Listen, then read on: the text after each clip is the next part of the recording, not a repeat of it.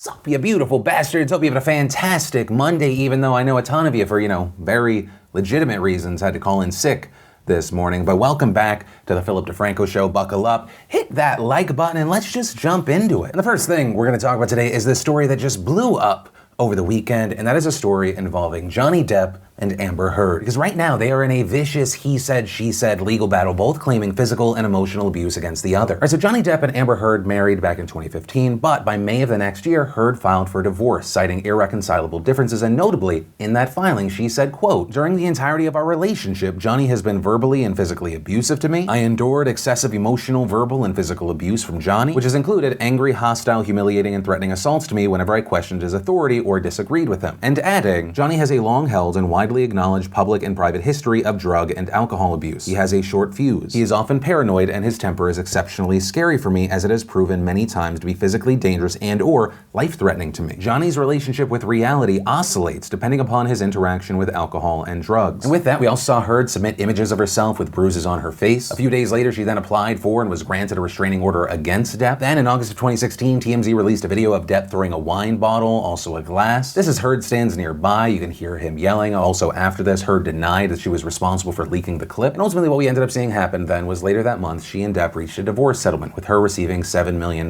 With a note here being that Heard announced that she would be donating that entire amount to the ACLU and the Children's Hospital of Los Angeles. And so after some more back and forth with attorney fees, the divorce was finalized in January of 2017. And after that, this story seemed to go quiet for a while. But then in late 2018, we see things start again. First, October 2018, while speaking with British GQ, Depp said, quote, "The thing that hurt me is being presented as something you're really as far away from as you could possibly get, you know?" Following that, we saw Heard's attorney telling Page Six, "Mr. Depp is shamefully continuing his psychological abuse of Miss Heard, who has attempted to put a very painful part of her life firmly in her past. One need only look at the physical evidence to draw the proper conclusion." Following that, in December of 2018, Heard wrote an op-ed in the Washington Post titled, "I spoke up against sexual violence and faced our culture's wrath. That has to change." And in that op-ed, Heard never directly mentions Depp by name, but says, "Like many women, I had been harassed and sexually assaulted by the time I was of college age, but I kept quiet. I did not expect filing complaints to bring justice, and I didn't see myself as a victim. Then 2 years ago, I became a public figure representing domestic abuse, and I felt the full force of our culture's wrath for women who speak out." And around that, Heard then went on to say that her role in a movie had been recast, that a global fashion brand had dropped her, and that there were doubts that she'd be able to keep her role in Aquaman. And this is mentioned because Depp's team has largely accused Heard of making the allegations to, quote, "advance her career and extend her 15 minutes of fame." Now, following a few days after that op-ed, Depp was dropped from any future Pirates of the Caribbean films. And just prior to that, in November, the second Fantastic Beasts movie had come out, and there was massive social backlash. This over Depp's casting as Grindelwald, right? But then after that, January of last year, right, 2019, we begin to see something interesting start to take shape. And this because Depp's attorney reportedly told E! News that they had filed a partial list of evidence that we will use to disprove the fraudulent underlying allegations against Mr. Depp. And saying that list included dozens of video security tapes, eyewitness statements, and sworn affidavits and deposition transcripts from 2016. And by March of 2019, Depp sued Heard for $50 million in a defamation lawsuit, with that lawsuit alleging that it wasn't Heard, but rather Depp who was the victim of abuse. That lawsuit also blaming Heard's op-ed for him being dropped from Pirates of the Caribbean. Heard then filed a motion to dismiss that complaint, but was later denied. Following that, Depp then submitted a declaration of support for his lawsuit, with that letter alleging that Heard had actually painted on her bruises. Depp also saying that Heard caused him serious bodily injury, that she was abusive while on a mix of prescription amphetamines and non-prescription drugs with alcohol, saying that she had hit, punched, and kicked him and frequently threw objects into his body and head, including heavy bottles, soda cans, burning candles,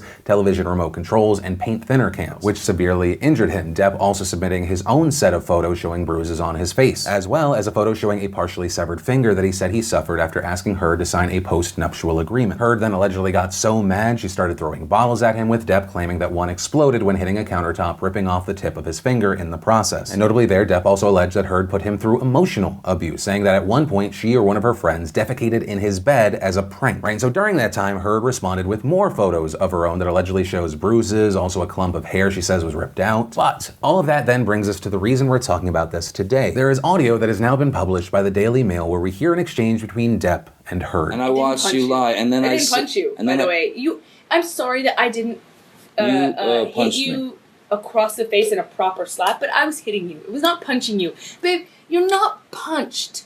Don't tell me what it feels like to be punched because you start physical fights. Such a baby. Because you start physical fights. I did start a physical fight. Yeah, you did. So I had to get the out of there. Yes, You did. So you did the right thing, the big thing. You know what? You are admirable.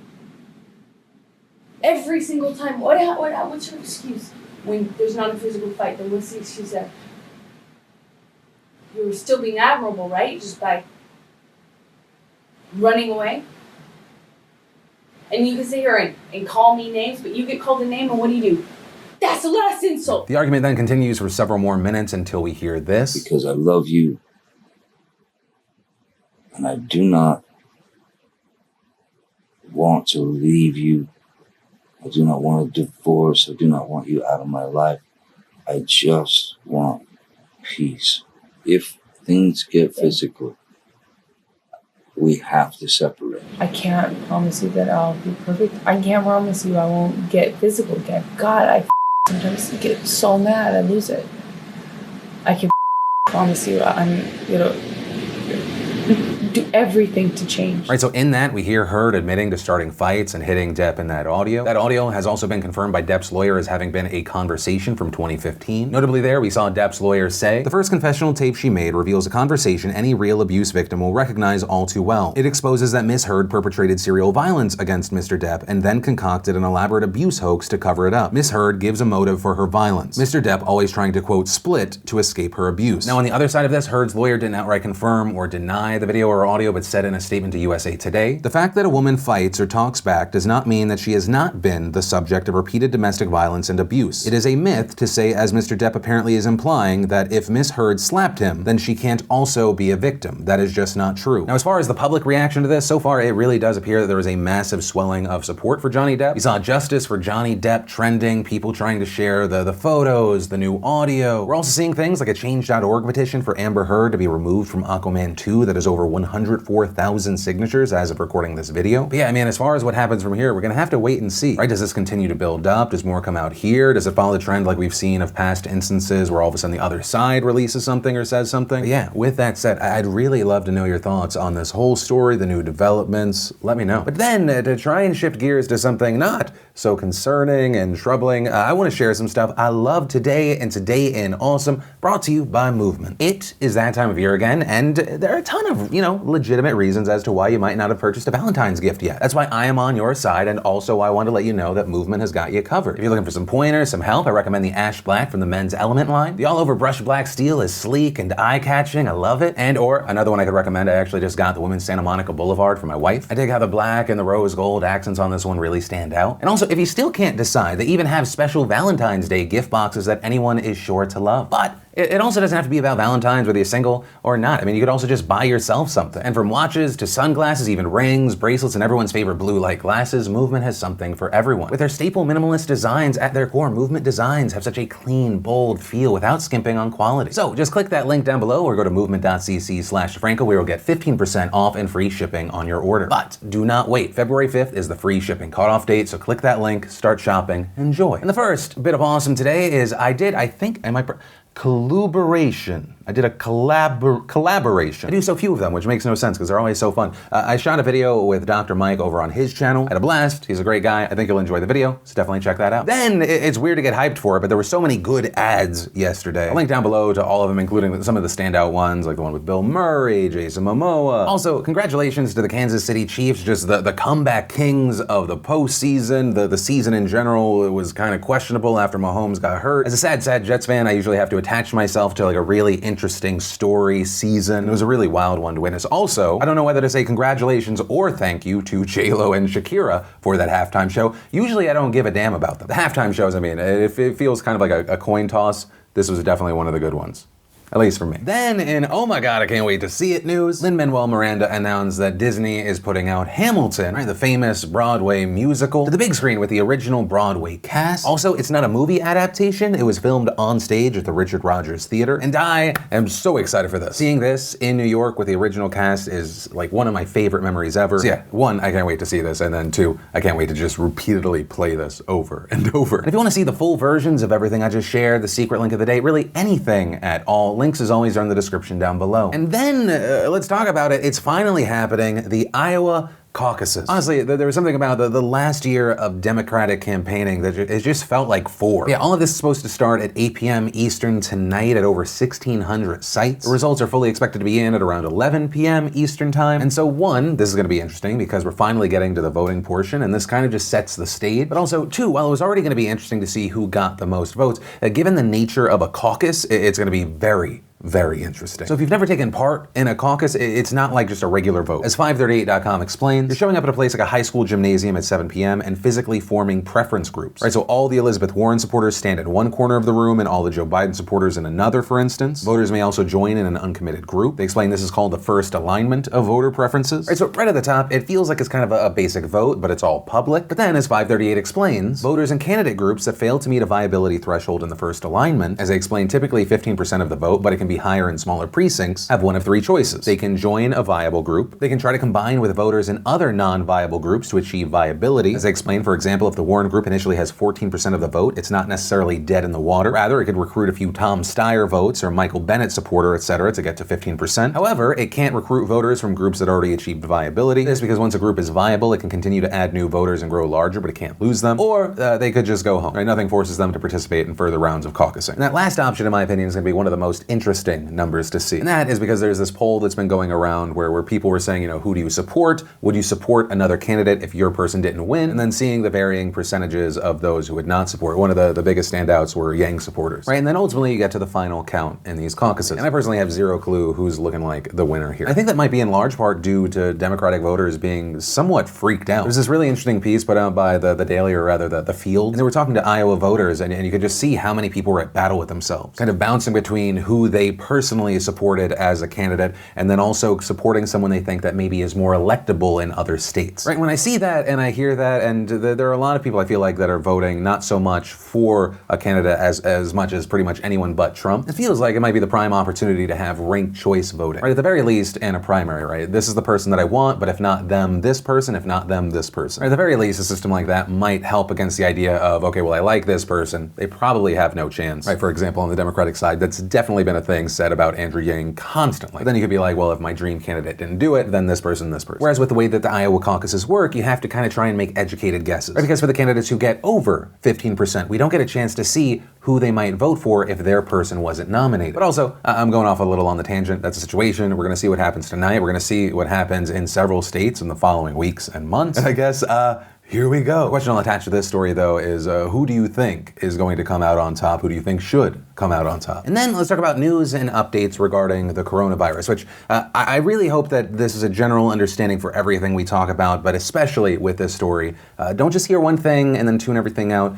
Try and listen to the whole piece. So today, the World Health Organization's chief said that in China, there have been 17,238 confirmed cases and 361 deaths, as well as 151 confirmed cases and 1 death in 23 other countries. And there, that 1 death was reported by the Philippines yesterday and marks the first time that there was a death from this virus outside of China. But at the same time, the WHO chief also reportedly said that there are very few cases outside of China and that, quote, panic and fear were the real challenges here, adding, it's no reason to really panic now. The chances of getting this going to anywhere outside China is very low, and even in China, when you go to other provinces, it's very low. And also saying that there are no need for measures that unnecessarily interfere with international travel and trade. Right, and this is something that the World Health Organization has repeatedly hit over and over the last few days as more and more countries ramp up travel restrictions. The US, for example, has already implemented some of the strongest measures outside of China. On Friday, the Trump administration declared a public health emergency. That announcement was made by Health and Human Services Secretary Alex Azar, who said that the risk of contracting coronavirus in the United States was low, but added, we are working to keep the risk low. With that declaration, Azar also announced that all foreign nationals who had been to China in the past 14 days will be barred from entering the states starting Sunday. Although notably there, those restrictions do not apply to immediate family members of US citizens and permanent residents. Azar also saying that US citizens who have been to Wuhan or the province Wuhan is in over the last 2 weeks will be subject to quarantine for 14 days, and that US citizens who have been to other areas of mainland China in the last 2 weeks will be subject to screening for 14 days as well. Now, after that announcement, China criticized the US response, with a foreign ministry spokesperson reportedly saying, just as the WHO recommended against travel restrictions, the US rushed to go in the opposite way. Certainly not a gesture of goodwill. But also of note there, the United States is not the only country to impose travel restrictions. According to reports, Australia, Singapore, and New Zealand have implemented similar travel bans on foreign nationals who have gone to China. Other countries like Japan and South Korea are denying entry from foreigners who visited the province Wuhan is in. Italy and Israel have reportedly stopped all incoming air traffic from China, while airlines all over the world have also announced they will not fly to or from the country right now. Russia, which we mentioned last week, had closed its Far East land border with China, is now saying it might deport foreigners with coronavirus. North Korea and Mongolia, which also share borders with China, have sealed them entirely. But notably here, Hong Kong, which is an autonomous city-state of China, which also shares a land border with the country, has not. This despite calls to close the border from pro-democracy protesters, hospital workers, businesses, and even some pro-government lawmakers, especially as the number of coronavirus cases in Hong Kong has risen to 15. Now, as far as what they've done there, last week, Hong Kong's embattled leader Carrie Lam put some travel restrictions in place, but denied calls for a full border closure. And to add to that today, Lam announced that she was closing 4 more crossing points along the city's border with mainland China, but that still leaves 3 crossing points open. Now, as a result, thousands of hospital workers in Hong Kong have launched a 5-day strike calling for all border crossings to be sealed. Lam, for her part, has said a full closure would be a, quote, discriminatory approach. But others have pointed out that Lam, who is a strong supporter of China and handpicked by Beijing, is just listening to directives from the Chinese Communist Party, adding that despite the growing public health crisis, she's putting her obligations to the party before her own people. Now, despite the growing travel restrictions, the Chinese Foreign Ministry spokesperson said in a statement today that China respects the decision of some countries to adopt or enhance quarantine measures at border entry, but also added some countries, the US in particular, have inappropriately overreacted, which certainly runs counter to WHO advice. With the spokeswoman also saying the US response could only create and spread fear, which is a very bad example, adding even American media and experts doubted the government's decision, saying that the US government's restrictions on China are precisely what the WHO rejects, that the US is turning from overconfidence to fear and overreaction, and that banning the entry of visitors who traveled to China in the past 14 days is suspected to be violating civil rights instead of reducing risks of virus spreading. Although, I will say that is an interesting claim, especially because from our side, what we've seen a lot of the media do is creating hysteria. Once again, this is in part due to a fight for views, people just trying to create the biggest headline possible for someone to click. I understand that. And I think we have to be careful because, yes, some people are fully engaged in this topic. They're reading all the information. They're hearing this whole story, right? The full piece. But there are also a ton of people that get their news just by looking at headlines or sharing headlines, right? So when you see headlines like the ones that are going out today, like more people have died from Wuhan coronavirus than SARS in mainland China, right? And so you look at that headline, that's horrifying. Also, I'm not saying that this is not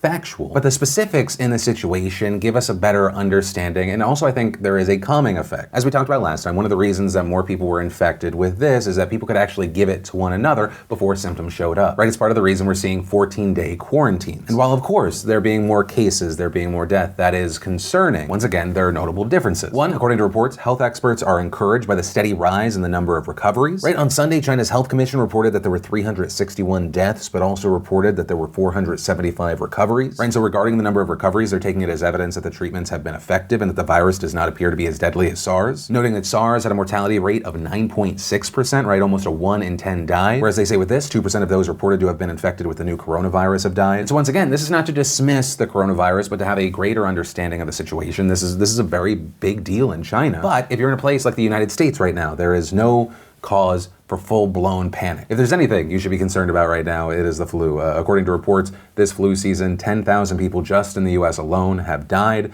from the flu, with over 180,000 hospitalizations. But even saying those numbers is why I understand that people would be scared of the coronavirus in the United States. Right, when it comes to the flu, for example, the CDC says the fatality rate regarding the flu is 0.095%. Right, so main points here, hopefully you have a better understanding. It is still concerning. It's why we're gonna keep an eye on it, but yeah, we have to wait to see what happens from here. That said, of course, like with everything, I would love to know your thoughts regarding the story, the coverage of it, your personal feelings. And that is where I'm going to end today's show. Of course, thanks again for watching my little daily news show, whether it be a small part of your much larger news diet or your one shot of poison a day. Also, if you're looking for more to watch after this video, maybe you missed the last Philip DeFranco show, you want to catch up, or you want to watch that brand new video I did on Dr. Mike's channel, you can click or tap right there to watch either of those. But with that said, of course, as always, my name's Philip DeFranco. You've just been filled in. I love yo faces, and I'll see you tomorrow. I hope you liked the video. Subscribe if you like it.